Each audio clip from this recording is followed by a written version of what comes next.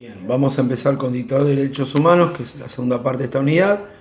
¿Qué son los regímenes políticos? Son modelos de distribución del poder dentro del mismo Estado para ejercer su autoridad. ¿Cómo se distribuye el poder dentro del Estado? Eso solo, así es fácil.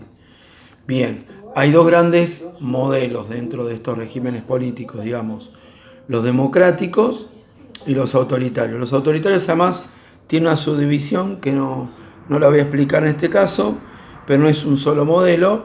Nosotros vamos a basarnos en las dictaduras militares puntualmente, en este tipo de modelos autoritarios. Bien, ¿qué es el terrorismo de Estado? Es una definición bastante sencilla, es cuando el Estado toma el rol de aplicar el terror en la sociedad. Por eso decía que es terrible, porque si en el tema anterior yo digo que el Estado es quien te tiene que garantizar tus derechos y es el Estado el que te los viola, es bastante duro. Es como imaginar que vos tenés al enemigo dentro de tu casa, así de terrible, piénsenlo. Bien, ¿cuáles son las principales medidas? Bueno, lo vamos a trabajar un poquito más en historia, pero tiene que ver con esto de todo tipo de violación de derechos humanos, arrancando del secuestro, tortura, asesinato, todo lo que se les ocurra en el medio, ¿no? Por supuesto que las torturas o asesinatos no constaban en ninguna documentación oficial, nada. Eras desaparecido y tu familia no sabía de tu paradero, y todavía hoy hay gente que no sabe el paradero. Bien, ¿qué significa subversión? El subversivo es el que, está en contra del orden, está en contra de lo establecido, básicamente. Bien, ¿qué es la doctrina de seguridad nacional? ¿En qué consistía? Esto lo vimos en historia, tiene que ver con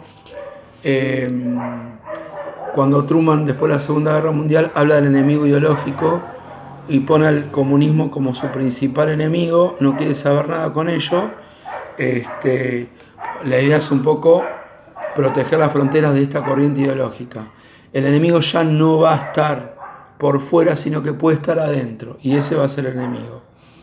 El Plan Cóndor es un plan que se aplicó en América Latina, Argentina y todos sus países limítrofes, Chile, Uruguay, Paraguay, Brasil, Bolivia. En secreto coordinaban información sobre posibles subversivos, se pasaban data. Incluso si alguno se escapaba del país, se lo atrapaba en el país y se lo mataba fuera del país, o se lo devolvía y se lo mataba acá. Todo esto, obviamente, estamos hablando de algo secreto que se dio a conocer mucho después de la dictadura. Bien, el archivo del terror tiene que ver con el archivo de la inteligencia paraguaya, donde hay datos de argentinos que intentaban traspasar a Paraguay. Bien, ¿cuáles fueron los principales derechos violados? Y yo diría que todos, pero vamos a leer lo que dice el texto. El derecho a la vida, que es el primero, el principal, la integridad física y no sufrir torturas, lo habíamos dicho, la libertad de opinión, porque obviamente que la mayoría de la gente actuaba de manera pacífica, no eran guerrilleros, sino que por ahí muchos escritores, docentes, entonces la libertad de opinión no se permitía, y el derecho a una identidad. Esto tiene que ver con la cantidad de chicos que nacieron en cautiverio. Bien, ¿por qué se utilizó la figura del desaparecido?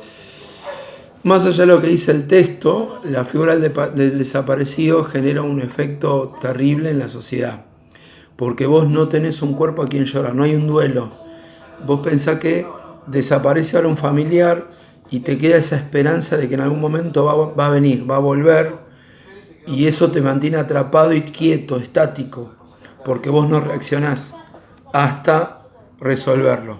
Es lo que hizo la dictadura, ganó mucho tiempo con esta cuestión del desaparecido. No hay a quien reclamarle, porque el Estado se lavaba las manos. Yo no tengo nada que ver, no sé, no está. Incluso haciendo creer a la sociedad que los tipos la estaban pasando bien fuera del país, ¿no? ¿Qué eran los SD? Son los centros clandestinos de detención. Bueno, tienen varios para nombrar. Acá en Buenos Aires tenemos unos cuantos. Yo este año zafaron porque mi idea era que quería ir con la escuela llevarlos a la ESMA, que es el más importante, es un museo duro. Tuve la posibilidad de ir con mi hija y es chocante y a la vez está bueno cómo te moviliza estar ahí, ¿no? Una cosa que yo les cuente y otra cosa es estar ahí, mirar los lugares donde dormían los detenidos, donde estaba la sala de tortura, las condiciones inhumanas que vivían. Bueno, es bastante fuerte. El modelo económico, lo vamos a hablar también en historia, pero básicamente, para que les quede claro, la situación previa a Martínez de Hoz, habían tenido un desarrollo productivo, tratando de basarse en la industria, con algunas idas y vueltas. La década del 60 no habían sido tan malas para ambos países. Me voy a plantar un poquito más en Argentina. Cuando viene Martínez de Hoz, que es el ministro más importante del modelo económico de la dictadura, se plantea un modelo bien marcadamente neoliberal. Y ustedes, bueno, vamos a leer algunas medidas. Tiene que ver con permitir el importado, favorecer a las empresas, no tanto al trabajador, ser más duro con el trabajador. Piensen ustedes que los gremios no existía el derecho a la huelga, no se los permitía defenderse al trabajador, los gremios estaban desactivados. Entonces, es todo un plan, está hecho adrede, ¿no? Metemos una dictadura violenta porque vamos a aplicar un plan económico que va a beneficiar a un sector muy concentrado, muy adinerado, van a ser más ricos todavía, en contra del trabajador. Bueno, las consecuencias van a ser atroces porque congelamiento salarial durante mucho tiempo, pero a su vez los impuestos te aumentaban, va a haber un montón de productos importados que van a ser percha a la industria nacional, y fundamentalmente una deuda externa imposible de pagar, que ellos empiezan a meternos en una deuda externa que después los gobiernos posteriores no van a poder resolverla y van a seguir endeudándose. Bien, Mundial 78, el rol de los medios es hablar de una Argentina maravillosa, nos vendíamos al mundo como una potencia que somos ejemplo, básicamente tiene que ver con esta idea. Y creo que el punto más interesante tal vez es el último, que habla del juicio de las juntas. Esto está explicado en historia, pero hacemos un repaso rápido. Arranca Alfonsín con la investigación que realiza la CONADEP, hace el juicio de las juntas, esto trae que los militares se molesten, tiene que negociar, salen dos leyes que después las vamos a explicar. La explicamos rápido, ley de punto final, se cortan las investigaciones. Desde esta fecha en adelante no se puede llevar más juicio a los militares. O sea, si vos no hiciste una denuncia, fuiste. Esto es duro, porque hubo gente que aún tenía miedo de que la dictadura pudiera volver, por eso no hubo denuncias. Y la ley de obediencia debida prácticamente era liberar a todos los militares que habían torturado porque estaban cumpliendo con una orden. O sea, solamente quedaron enjuiciados los altos mandos. Después, cuando asume Menem, directamente indulta tanto a civiles guerrilleros como a militares, los deja salir. Sí, lo que va a hacer, después lo vamos a hablar un poquito más en historia, se pone un militar fuerte para que no haya más levantamientos militares.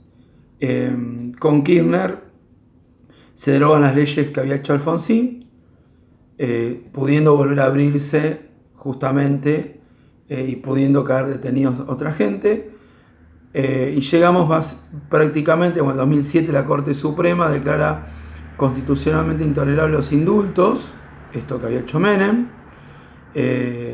Bueno, hay una data bastante interesante y prácticamente eso es lo más importante. Todas estas medidas, ¿por qué son fuertes? Porque de Argentina el resto de Latinoamérica va a empezar a emular, más allá de las críticas que se le haga a Alfonsín. Alfonsín fue el único presidente en su momento que se le animó el juicio a las juntas. El resto de los países latinoamericanos van a salir más de 20 años después a hacerlo.